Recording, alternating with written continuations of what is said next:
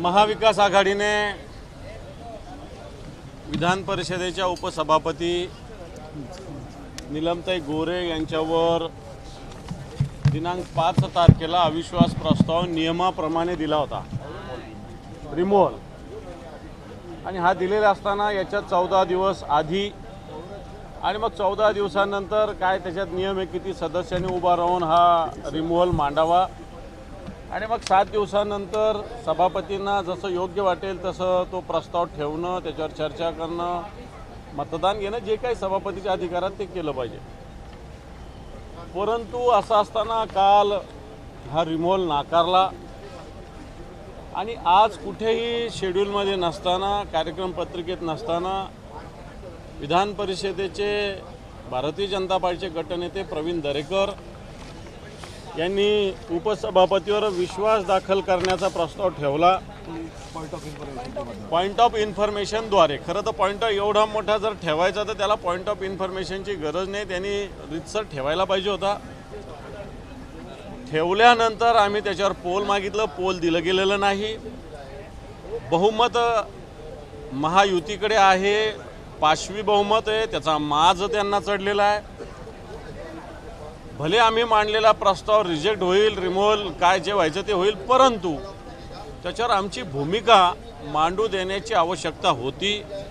सभागृहात ही भूमिका मांडू न देता रेटून त्यांनी हा प्रस्ताव मंजूर केला, त्याला आम्ही विरोध केला.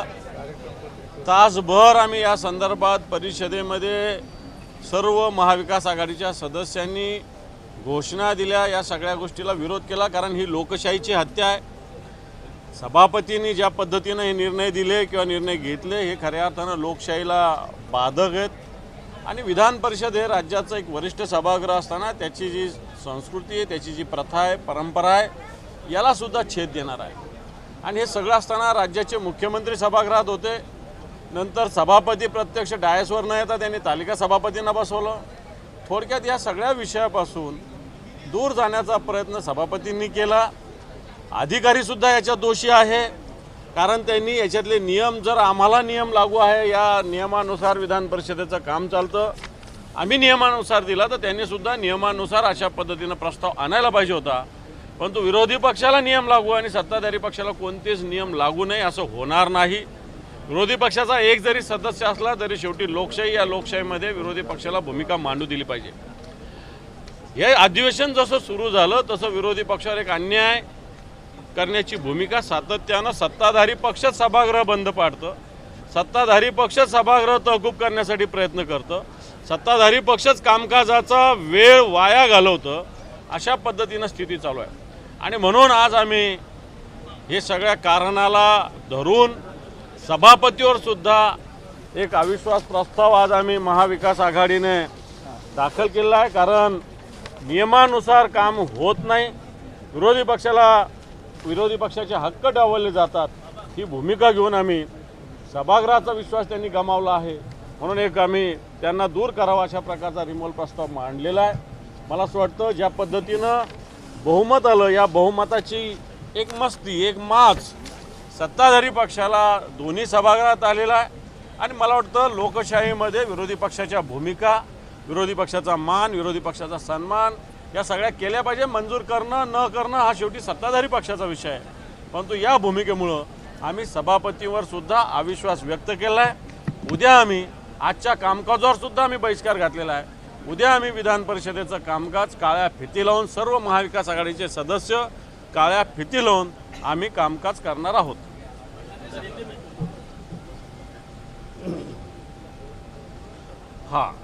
त्याशिवाय आम्ही ही भूमिका घेतली, उपसभापती ज्या वेळेस डायसवर बसतील त्यावेळेस महाविकास आघाडीचा कोणताही सदस्य कामकाजात भाग घेणार नाही, ही सुद्धा भूमिका आम्ही ठेवलेली आहे. आणि उद्यापासून आम्ही काळ्या फिती लावून या कामकाजात सहभागी हो. आणि आज दुपारनंतर आम्ही पूर्णपणे कामकाजावर बहिष्कार टाकलेला आहे.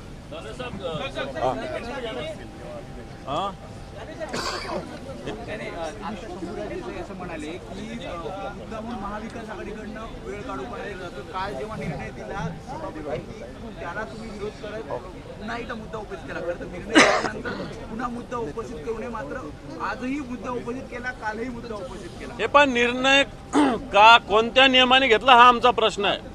आम्ही आत्ताही तालिका सभापती बसल्यानंतर चला आम्ही नियमानुसार 14 दिवस आधी दिलेला प्रस्ताव आहे, त्याच्यात आम्ही पुस्तक दाखवलं. या पुस्तकामध्ये नियम कायदा याचे सगळे कलम आहेत.